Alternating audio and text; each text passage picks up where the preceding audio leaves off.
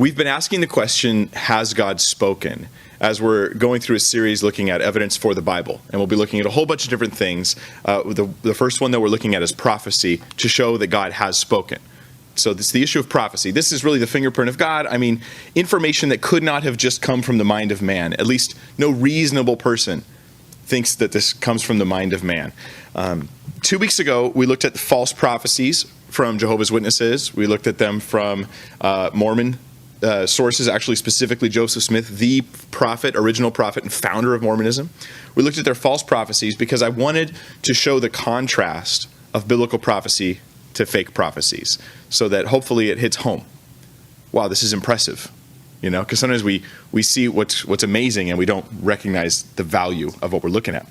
Last week, we looked at Ezekiel 26 and the destruction of Tyre, the city of Tyre, and how Alexander the Great fulfilled, like in neat detail, exactly what was stated about casting the city into the ocean and all this kind of neat stuff. This week, we're going to look at some prophecies in Daniel. We'll be in Daniel probably next week as well. But we're going to look at Daniel 7, and we're going to look at Daniel 8. Daniel chapter 7 and 8, and some specific prophecies that Daniel made about future kingdoms that were coming. So let's just read Daniel chapter 7, verse 1. It says, "In the first year of Belshazzar, king of Babylon, Daniel had a dream and visions of his head while on his bed. Then he wrote down the dream, telling the main facts. Daniel spoke, saying, I saw in my vision by night, and behold, the four winds of heaven were stirring up the great sea, and the four great beasts came up from the sea, each different from the other." Now, we're interested in these four beasts. These four beasts are the subject of the prophecy. The first was like a lion, and had eagle's wings. I watched till its wings were plucked off, and it was lifted up from the earth and made to stand on 2 feet like a man, and a man's heart was given to it. And suddenly another beast, a second, like a bear. It was raised up on one side and had 3 ribs in its mouth between its teeth. And they said thus to it, Arise, devour much flesh. So those are the first 2 beasts. And then in verse 6, after this I looked, and there was another like a leopard, which had on its back 4 wings of a bird. The beast also had 4 heads, and dominion was given to it. So there's these consecutive beasts. What is dominion? Dominion is like when you are dominating, and I am in charge, I am in control. So this beast is told, you're the boss. You're the new boss. And all 3 of these beasts are bosses, one after another. They're very boss, as it were. Now, I'm going to skip forward. There's a 4th beast, but we're not going to focus on that because that's a future prophecy, not yet fulfilled. We're focusing on fulfilled prophecy here. So in verse 15, there is interpretation given, more details about these beasts. So I, Daniel, was grieved in my spirit within my body, and the visions of my head troubled me. I came near to one of those who stood by me and asked him the truth of all this. So in this vision, in this dream, he sees what ends up being probably an angel, right? So he told me and made known to me the interpretation of these things. So what does it mean? Because just by itself, that's probably not enough data. But here we have the interpretation given. So it's unmistakable what this is about. Verse 17, those great beasts, which are 4 kings which arise out of the earth. But the saints of the Most High shall receive the kingdom and possess the kingdom forever, even forever and ever. And that's talking about the later part of the prophecy, not yet fulfilled, so we're not focusing on that. So there are 4 kings. That's the interpretation key. That's the important thing. We're told ahead of time, these are 4 kings. So let's look at these 4 beasts, knowing that they're 4 kings. The first beast was like a lion. Forgive my Photoshop skills, which I lack, with eagle's wings. It was like a lion and it had eagle's wings, but then the wings were plucked. And then it was made to stand like a man. Ta-da! And it was given a heart like a man. It was given a man's heart. Now that word can be translated heart or mind. They looked at the heart as also a place of thought as well. So the heart or the mind, it's given this of a man. Now this lion, that's the details. Now let's look at the interpretation. We know it's 4 kings. This lion is clearly to us Nebuchadnezzar. Contemporary with Daniel. Daniel knew Nebuchadnezzar. He worked with him in his kingdom. or for him, really.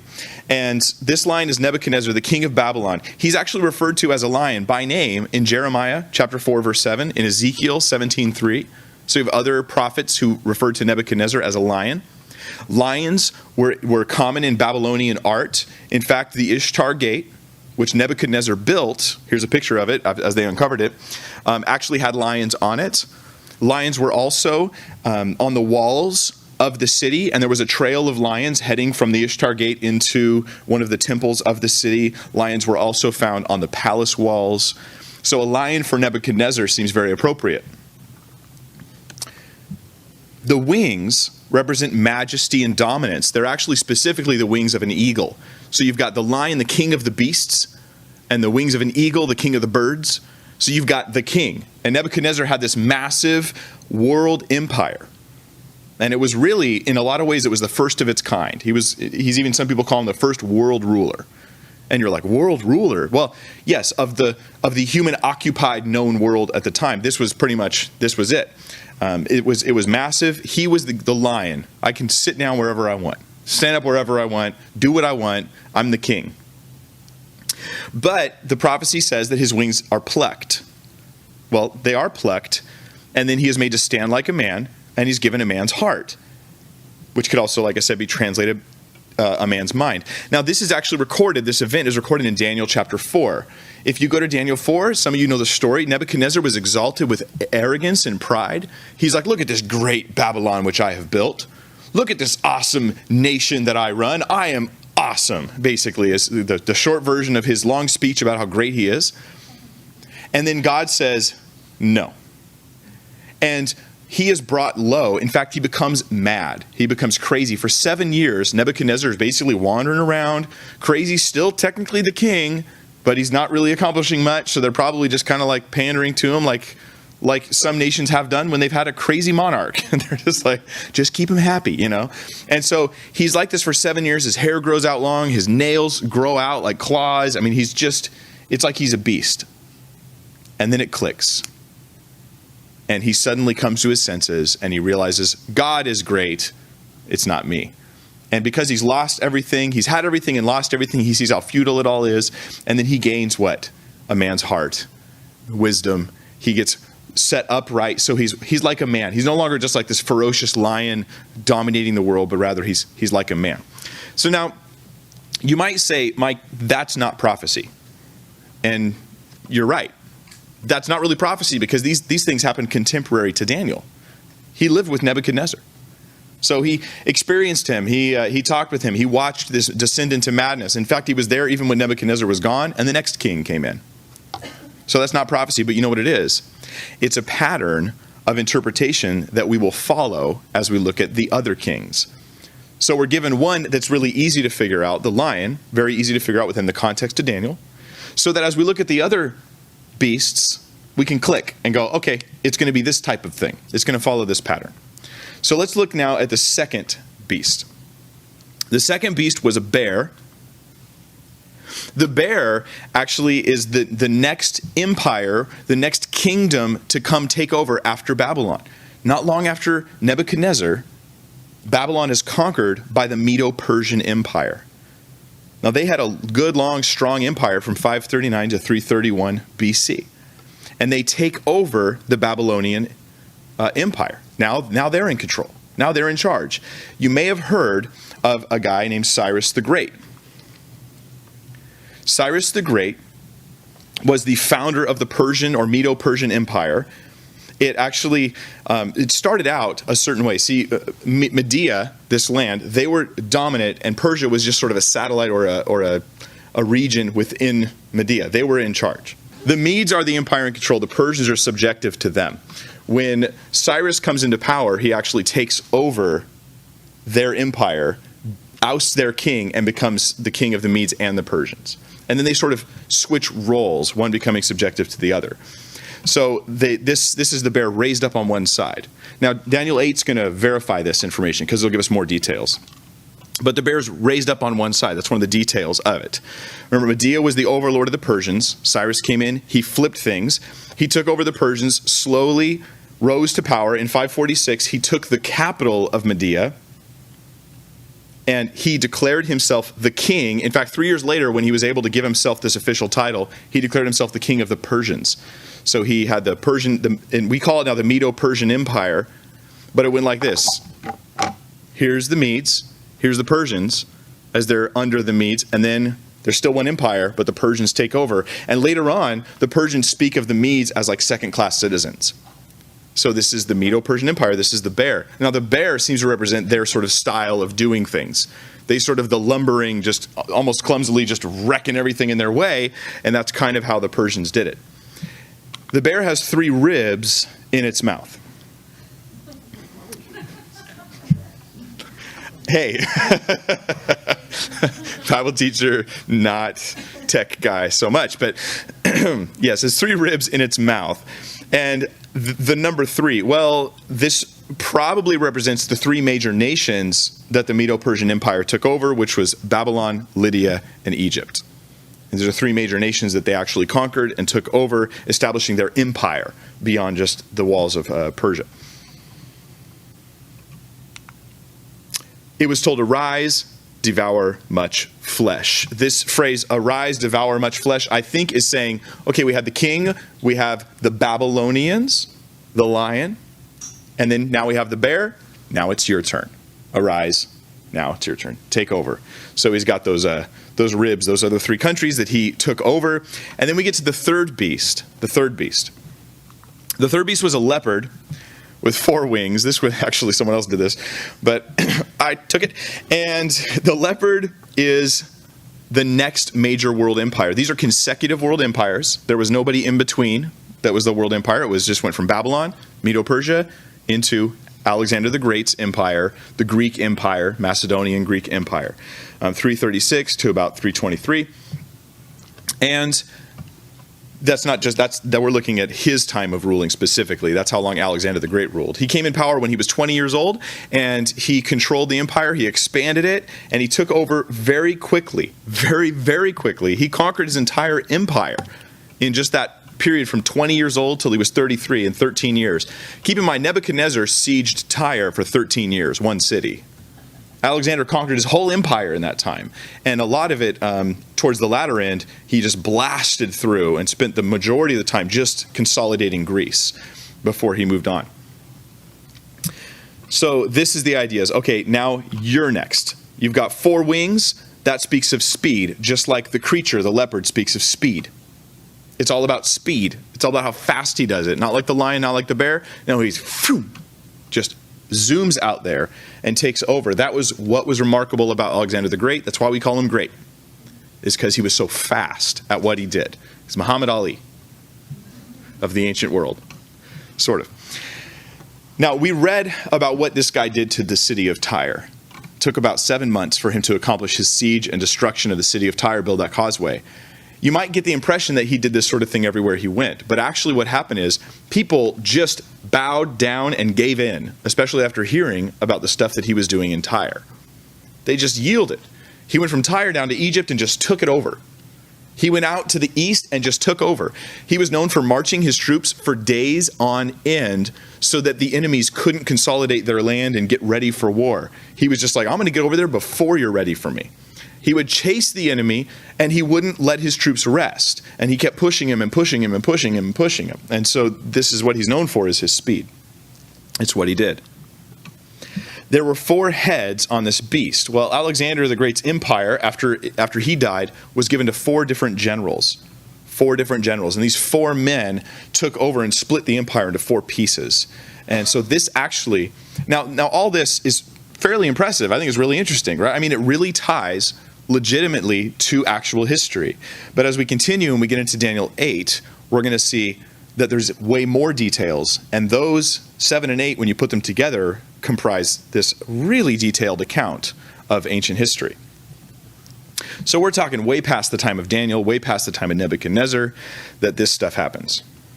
Dominion is given over to him. So again, we have the first empire, the second, the third, and now another phrase that refers to he's in control now.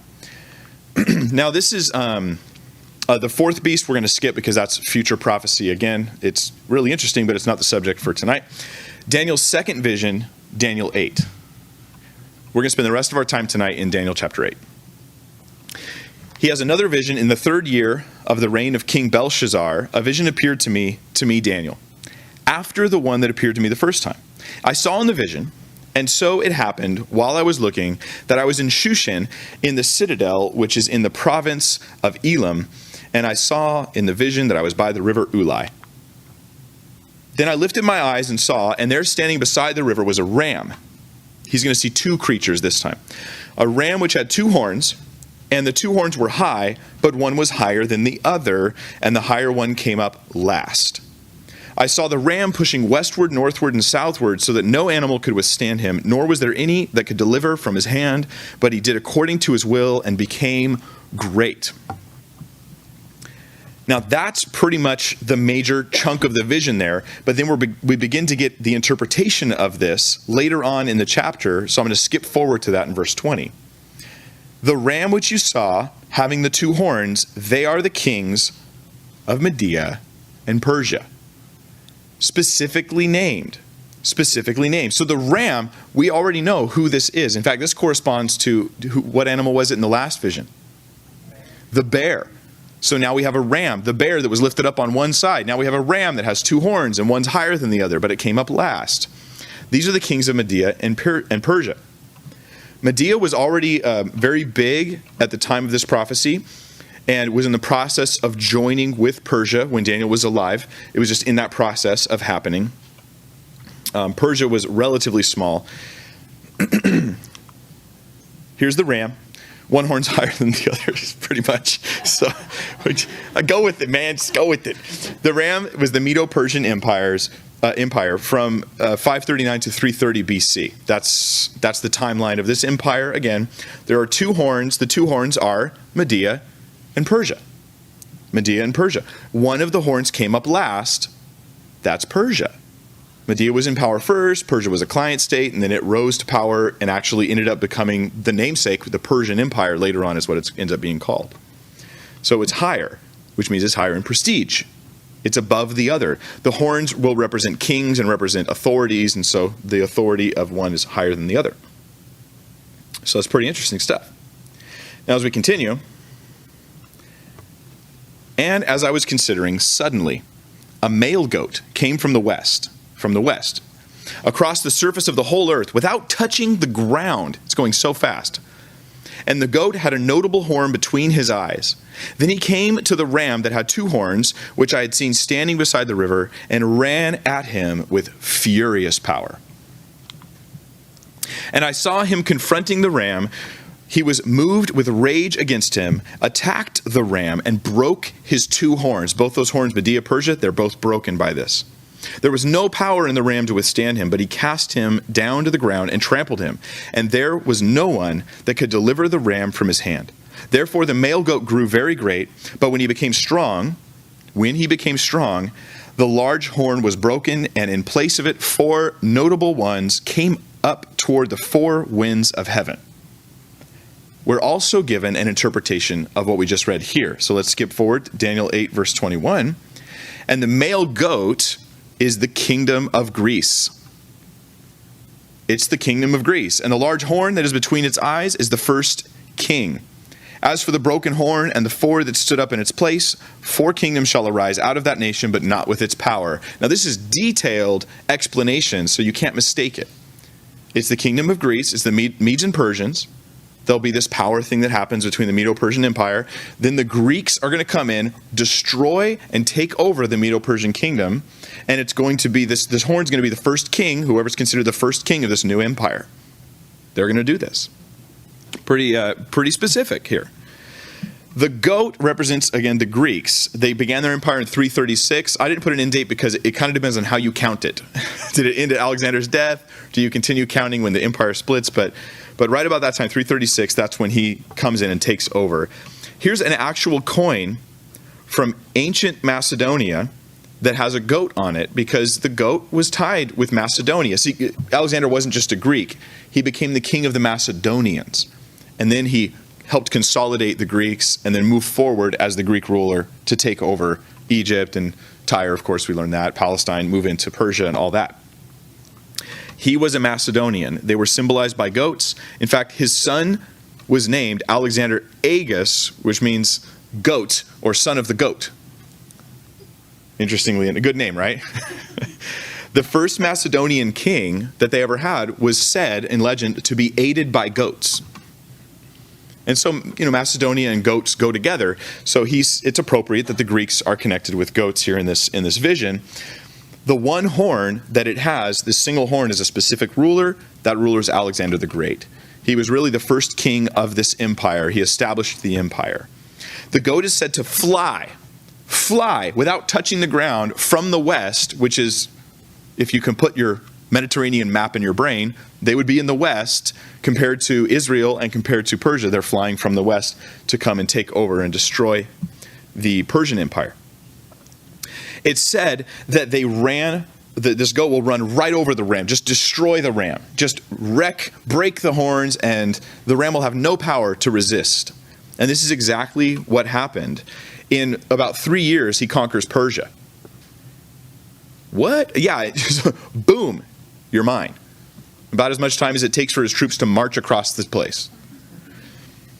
It just runs right over and goes straight through and breaks the horns and takes over their power. And it says in the prophecy that when this king is strong, when he becomes strong, he'll be broken.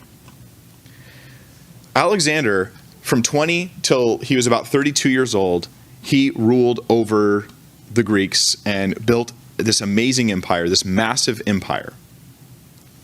And then died very quickly of malaria or something like that. So there's debates about how exactly he died. Probably malaria. He was 32 years old, and it was June 13th, 323 BC. He had plans to invade Rome and Carthage. He was planning on moving forward and just expanding his kingdom and keeping it going. When he was dying, they asked him, Alexander, who do you leave your kingdom to? He's there on his deathbed.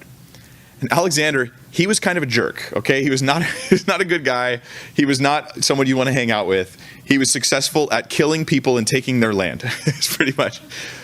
But he says to them, in response to the question, who will you leave your kingdom to? Alexander says, to the strong, and dies.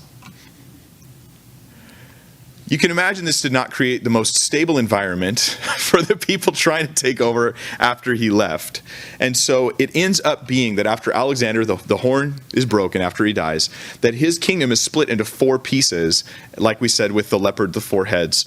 Those 4 notable horns that come up are the 4 separate kingdoms that come out of his initial empire that didn't last, as itself, didn't last beyond his death very much. He says, to the strong. Well, the strong ended up being 4 generals. These 4 generals split up his empire into 4 pieces. Cassander, he ended up getting Macedonia and Greece. Lysimachus, he got Thrace, Bithynia, and most of Asia Minor. And Seleucus got Syria and the area east of Syria, including Babylon. We call the Seleucid Empire, and that actually lasted longer than the other 2. And then another one that lasted longer was Ptolemy. You just ignore the P. Ptolemy, all right? Now, Ptolemy, well, you can say that if you feel like it. Ptolemy got Egypt and probably Palestine, Arabia, and Petrea. And so they're taking over. You see basically the orange and the purple are the 2 we're going to be most concerned about because the other 2 didn't really stick around for too long. But these are the 4 generals. I mean, think about the exactness of this prophecy. There'll be kings. They'll come from this area. They're going to take over. It'll be like this type of warfare that's going to happen. Then, as soon as he gets strong, as soon as he got to his height of his power, he went through a little pause. He was going around consolidating his power, and then he dies. And what? It's split into 4. This is exactly as it was prophesied in Daniel. But let's read on. There's more.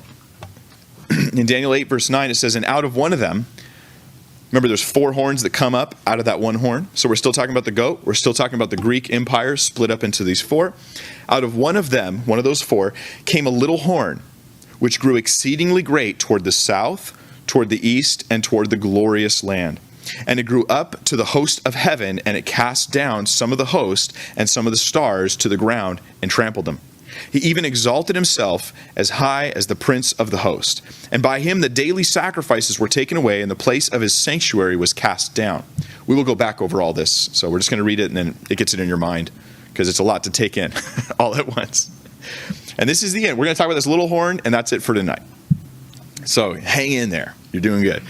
Verse 9, because of transgression, an army was given over to the horn to oppose the daily sacrifices, and he cast truth down to the ground. He did all this and prospered. Then I heard a holy one speaking, and another holy one said to that certain one who was speaking, how long will the vision be concerning the daily sacrifices and the transgression of desolation, the giving of both the sanctuary and the host to be trampled underfoot? And he said to me, for 2,300 days, then the sanctuary shall be cleansed. Then the sanctuary shall be cleansed. So the sanctuary is referring to the temple, the Jews' temple. It'll be defiled, and then it'll be cleansed. And in the latter time of their kingdom, when the now we're moving up. If you notice, we're in verse 14 at the end of this slide, and then we're moving into verse 23. So we're looking forward. Again, he gets an interpretation. He gets a little bit more data. So we're skipping to that part. Daniel 8:23, and in the latter time of their kingdom, when the transgressors have reached their fullness, a king shall arise. This is the little horn, having fierce features, who understands sinister schemes. We're getting the style of this king. His power shall be mighty, but not by his own power. He shall destroy fearfully and shall prosper and thrive. He shall destroy the mighty and also the holy people. That would be who? Yeah, we're talking about the Jewish people here, right? This is the host we're talking about. These are the people that he's coming against. So this prophecy is specifically about a persecutor of the Jews. Through his cunning, he shall cause deceit to prosper under his rule, and he shall exalt himself in his heart. He shall destroy many in their prosperity. He shall even rise against the prince of princes, God, but he shall be broken without human means. And the vision of the evenings and mornings, which was told, is true. Therefore, seal up the vision, for it refers to many days in the future. That vision of evenings and mornings is the 2,300 days. In the Hebrew, it says 2,300 evenings and mornings. We translate it as days. So maybe referencing Genesis, where we read it was evening and morning, and then the first day, evening and morning, second day. Maybe a reference to that, or it could be reference to the sacrifices at the temple, because they had sacrifices in the evening and in the morning. But anyways, there's 2,300 of them. Okay, now let's take a breath.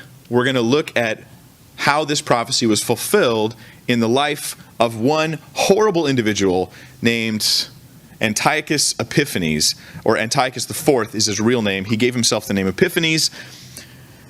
He lived about 215 to 164 BC. We know his death time, 164 for sure. 215 is the guess of when he was born.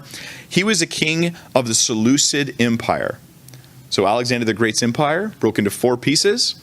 To the west, on your side it'll be, okay, so I'm trying to help you, but it hurt.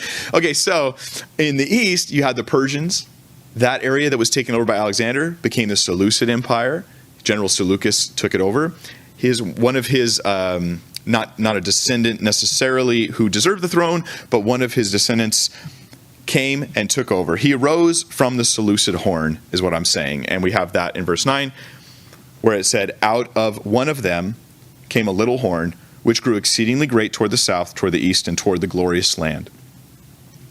Toward the south, that's Egypt. And Antiochus, or Antiochus, depending on how you want to pronounce it, doesn't matter to me. This guy was the first of his Seleucids to actually take over Egypt. He actually successfully conquered Egypt, and that was kind of a big deal. He mainly did it so he could rob them, because that was his big thing. Wherever he went, he took your money.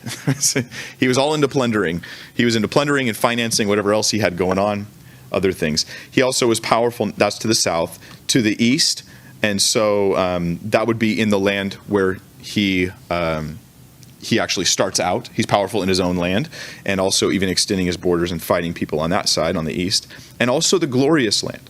Now, the glorious land would be Israel.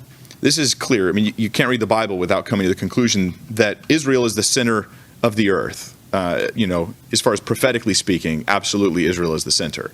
And the glorious land, the beautiful land, the wonderful land, the promised land, and the most beautiful city or most wonderful city, of course, Jerusalem.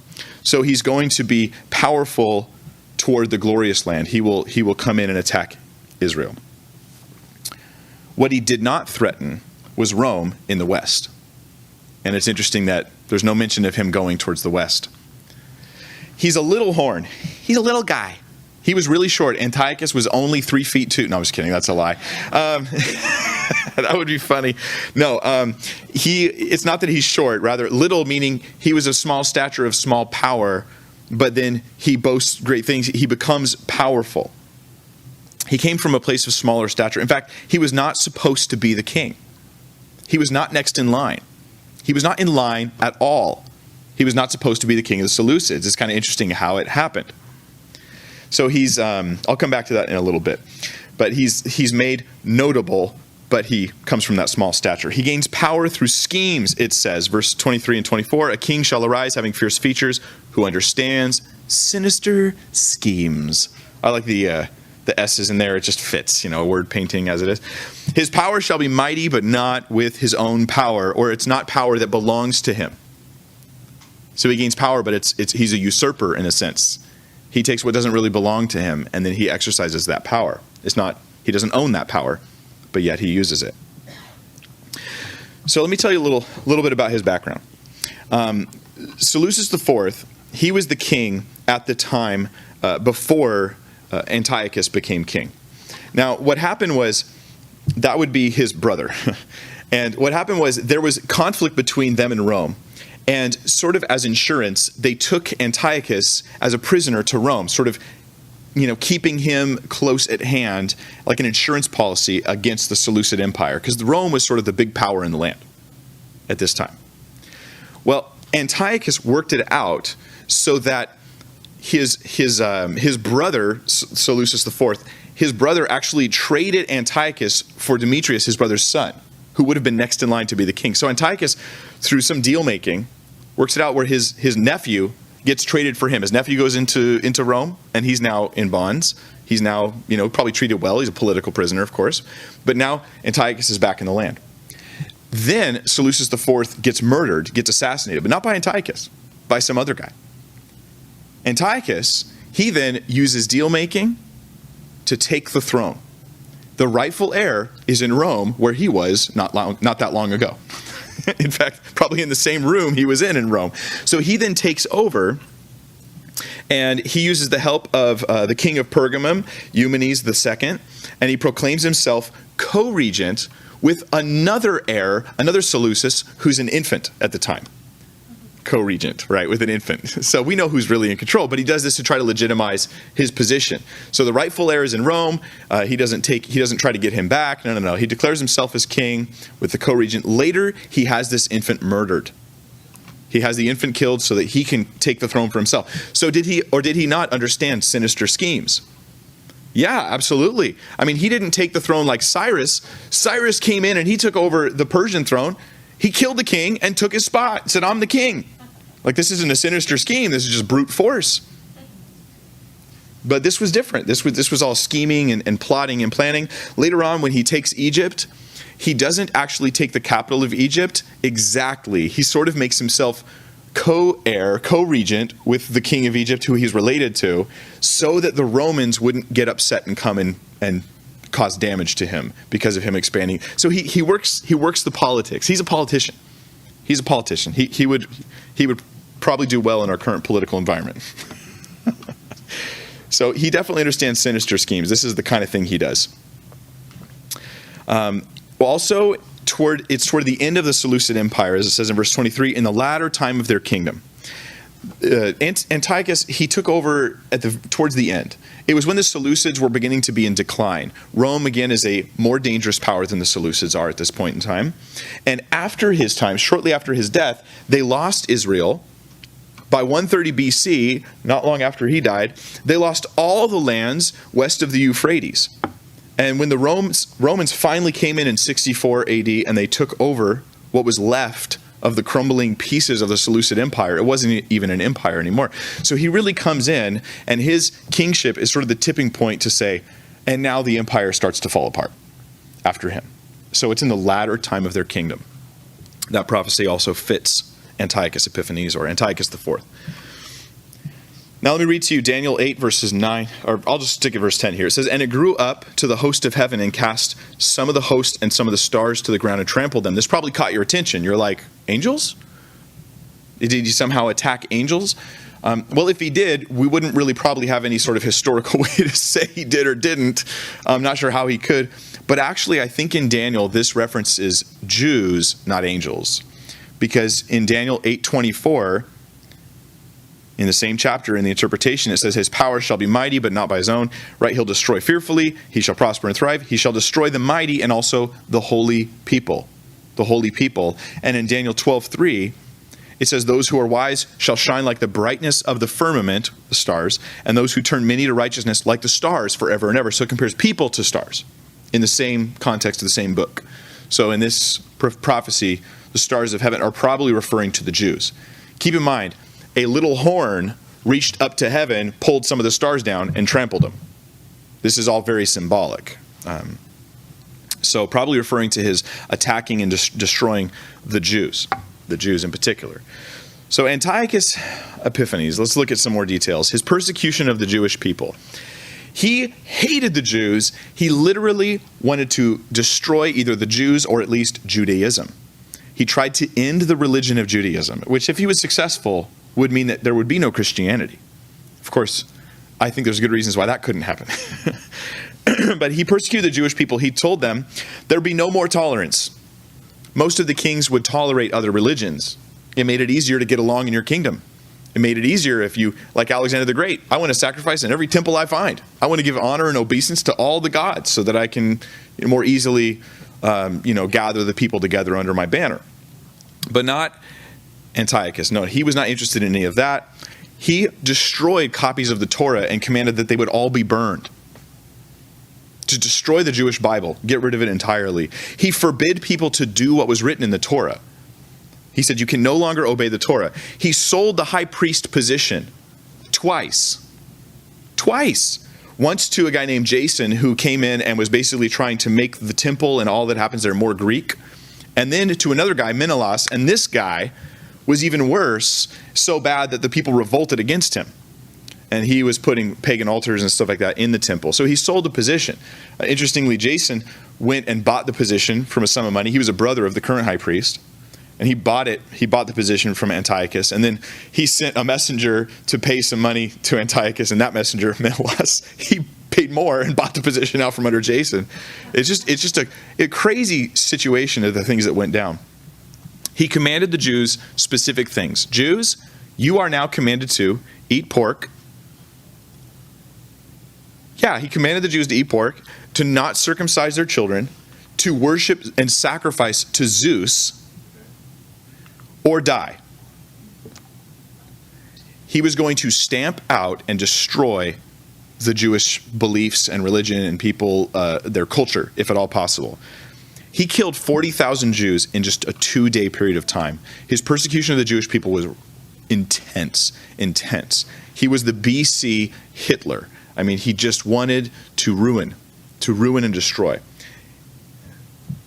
The Jews didn't call him Antiochus Epiphanes, they called him Antiochus Epimanes, which means Antiochus the madman, the crazy man. And he was crazy. There are also specific prophecies that he fulfilled about the temple, specifically about the temple, interestingly. Let's read some of those. Because of transgression, an army was given over to the horn, that would be Antiochus, to oppose the daily sacrifices. There were daily sacrifices in the temple. That was the place for daily sacrifice. It didn't happen everywhere. It happened at the temple. And he cast truth to the ground. He did all this and prospered. Then I heard a holy one speaking, another one, holy one, How long will the vision be concerning the daily sacrifices and the transgression of desolation, the giving of both the sanctuary and the host to be trampled underfoot? And he said to me, for 2,300 days, then the sanctuary shall be cleansed. So this is all about the temple. He's going to stop daily sacrifices. There will be like a desolation, some horrible thing that makes the temple desolate. And then it makes it unclean because in 2,300 days, then it will be cleansed. So there's a prophecy about the stopping of sacrifices, a defiling of the sanctuary, and then a specific short period of time till it is then cleansed. That's interesting. Also, it says in verse 23 that he shall even rise against the prince of princes. Speaking of that his exaltation will come against God directly. He will directly attack the God of the Jews. He will come against this God. So as I said, specifically about the temple, he sold the high priest position. He did that twice. He plundered the temple. He went to the treasuries, took the money out, trying to use it to finance his other things that he had planned. He did put a stop to the daily sacrifices. We don't know what day this happened. We just know that he did. We don't have a date on it. He slaughtered and commanded to be slaughtered pigs on the holy altar of God in the temple. It was just to spit in the face of the Jewish people and, of course, in the face of God. He even put an icon of Zeus in the temple. And then he had sacrifices to Zeus in the temple. In fact, I'm showing you, so far I've showed you one side of a coin that has his face on it. Here's the other side of the coin. When you see this coin from Antiochus, it actually, on the flip side, there's a picture of Zeus. And the coin, it says, King Antiochus, God manifest, bearing victory. The picture is that of Zeus carrying Nike on his arm there, on his hand. That's Nike he's carrying, and she's the goddess of victory. Antiochus connected himself with Zeus. He called himself an incarnation or an appearance of Zeus. Zeus, of course, in these mythological, they would come and go and come and come. And when kings could attach themselves as an incarnation, it helped them gain power. We're not talking here about something like what Jesus said. This is a different kind of mythology thing going on. But this is what he did. And then he did what? He said, where God is worshipped in the temple will be the place where Zeus, who's connected to me, in my opinion, will be worshipped. He exalted himself against the Prince of Princes, against God. Pretty crazy. Pretty crazy. So he put up altars to Zeus in many places, and he commanded the people of Israel to give obeisance to Zeus. So there you go. He'll rise even against the Prince of Princes. And he said to me, verse 14, for 2,300 days, then the sanctuary shall be cleansed. And of course, later in verse 26, the vision of the evenings and mornings, which was told is true, therefore seal up the vision, for it refers to many days in the future. In Daniel's time, this would have been hundreds of years into the future. Antiochus was much, much later, of course, so many days in the future. Now, I don't have, I'll just give you the disclaimer, I don't know the exact 2,300 days, because we don't have enough data right now to put that together. But let me give you what we do have, okay? The Maccabean revolt was a result of these commands. In fact, Judas Maccabees, this guy right here, that's a photograph, and he was called Judas Maccabees. That's not his last name. Maccabees, he means the hammer. He's called Judas the Hammer. And so he is related to Pastor Nathan Hamry here at Hosanna, obviously. But what Judas did was he was a military leader. You see, his father, Judas's father, he was told, whose name for some reason escapes me right now. It wasn't Matthias, was it? No, it was Mattathias, something like that. But his father was a priest of the priestly class, and he was living in a town not too far from Jerusalem. He was told, at your town you have to sacrifice to Zeus. And he's like, no way. And one of the men in his town, an Israelite, said, I'll do it. Judas's father stabbed the guy and killed him. And then they thought, now we're in trouble. And they were like, So then they fled to the hills, and thus began the Maccabean revolt. And they started rebelling against Antiochus and against his laws and against his rules. And this revolt ended up being ultimately successful. Judas, his son, one of his sons, was the military leader of the family. And that's why he's called the Hammer. This started in 167 BC. It involved a lot of guerrilla warfare, all kinds of different tactics, because they were totally outnumbered. And so they used all kinds of different guerrilla warfare to defeat the enemy. You can actually read about this in the book of 1st and 2nd Maccabees. These are not biblical books, but they talk about this event. And some of it might be somewhat exaggerated, but it's really interesting reading. It really is. And you get to cheer for the good guys, you know. Eventually, they retook Israel, and they actually made it independent. He ended up losing the land of Israel. They cleansed the temple, and that happened on December 25th, 164 BC. This is still commemorated, this event of the cleansing of the temple, with a Jewish festival by the name of Hanukkah. Hanukkah, yes. And so the Festival of Lights has to do with the 8 days of the cleansing of the temple. the time it took to cleanse the temple ritually so that they could begin sacrifices again. So we know that Antiochus stopped sacrifices. We know the date that they began again. The difficulty is counting back 2,300 days from December 25th, 164, and then we go, we're not sure what happened on that day. It's possible that sacrifices stopped on that very day. It's possible that that was the date when the previous high priest, who was the rightful high priest, before the high priesthood got sold, he was murdered, he was assassinated. It may have been on that very day. But we don't have the exact date of his death, we just have a year. And so it makes it hard to tie in the 2,300 days. And I don't want to exaggerate anything when it comes to Scripture or anything for that matter. So we don't know for sure. It's certainly feasible that 2,300 days represents the days from the time of the stopping of the sacrifices until they started again. That's quite possible. Then in Daniel 8:25, we get how this guy goes down. Through his cunning he shall cause deceit to prosper under his rule, and he shall exalt himself in his heart. He shall destroy many in their prosperity. He shall even rise against the prince of princes, but he shall be broken without human means.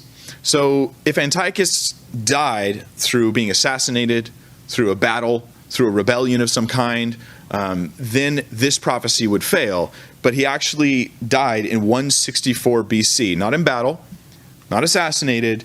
He just suddenly got ill and died. We're not sure what the illness was. Maybe they didn't know either. He just suddenly got ill and died, and the world rejoiced. The horrible guy he was. Antiochus fits this like a glove. Nobody else that I'm aware of in history fits this like a glove. But he does. Towards the end of the Seleucid Empire, arises the little horn. Through scheming, he comes to power. He puts an end to the sacrifices. He raises himself up like he's God, comes against the Jewish people, all this stuff, even how he dies. All these little details. There's even more, but for sake of time, I'm not giving you every possible thing to say. So by way of review, Daniel 7 and 8 correctly predict the Medo-Persian kingdom and its particulars, Alexander the Great's conquest, and the style of his military victories, the division of his empire into 4 pieces, the specific region of Antiochus IV, how he would rise, what he would do, how he would die, the desecration and cleansing of the temple. And this is why critics, in response to Daniel, because there's a lot more prophecies we haven't even got to yet in Daniel, this is why they attack the date of Daniel and say it wasn't written until 165, 175 BC. That's what they say. So next week, I feel like I've got to do this with Daniel, because like for Ezekiel, they don't attack the date of Ezekiel. They just say it wasn't fulfilled, which is silly when you look at the passage. With Daniel, they attack the date. So they agree that these do correctly predict these specific events. And they go, and that's proof it was written in the time of the Maccabean revolt. So we're going to tackle that next week. I won't spend the whole week on it. It won't take a whole service to tackle that. So we'll probably also look at some other prophecies of Daniel. Maybe Daniel 9. That's what I'm looking at doing in the 70 weeks prophecy, which is pretty nifty if you ask me. And that, even if he wrote in 175 BC, he couldn't have predicted, through human means, the stuff that was going to happen 200 years later. So that's pretty exciting. All right. Well, that's it for today. So let's pray. Thank you guys for being patient. And I will put this stuff up on YouTube. I will put the PowerPoints up there, so you could always review it some other time. You can link a friend to it as well.